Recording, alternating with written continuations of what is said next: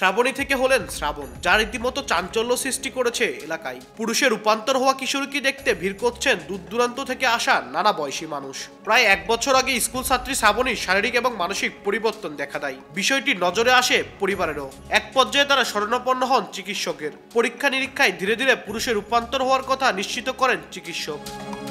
পরে নাম পরিবর্তন করে শ্রাবণী থেকে করা হয় ওমর ফারুক শ্রাবণ। স্বাভাবিকভাবে নিজের গঠন মেনে নিয়ে শ্রেণীকক্ষে ফিরতে চান শ্রাবণ। আমার নাম ছিল আগে শ্রাবণী আক্তার খুশি, আর এখন ওমর ফারুক হিসেবে সবাই করছে। কিন্তু মনে করেন যে আমার আমি পরিবর্তনটা হচ্ছে প্রায় এক বছর ধরে। আমার মানে সব কিছু চেঞ্জ হয়ে যাচ্ছে আস্তে আস্তে। এখন আমার মা বাবা মানে করতেছে যে সব কিছু একেবারে হাত পাও গঠন টঠন সব চেঞ্জ হয়ে যাচ্ছে। আমার ছেলের এই সন্তানের ধরেন যে এরকম পরিস্থিতি দেখে আমি ধরেন যে ডাক্তার শরণাপন্ন হই, জিয়া মেডিকেলে চিকিৎসা নিই। চিকিৎসা নেওয়ার পর ডাক্তার আমাকে ডিক্লেয়ার দেওয়ার পর আমি ধরেন যে পোশাকপাতি পাল্টাই দিই।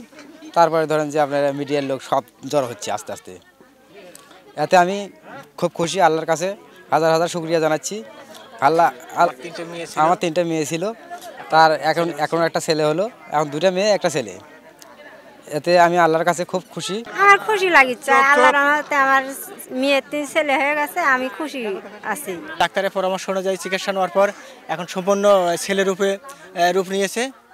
এখন তার 3টা মেয়ে ছিল, এখন একটা ছেলে হলো, 2টো মেয়ে। শারীরিক মানে গঠন পুরুষের মতো, কিন্তু পোশাকপাতি মহিলার পরে থাকতো, এই জন্য আমরা ওই মেয়ে হিসেবে জানতাম। শ্রাবণ বগুড়ার ধনুটের কালের পাড়া সরু গ্রামের বাসিন্দা। আব্দুল আউয়াল, সময় সংবাদ, বগুড়া।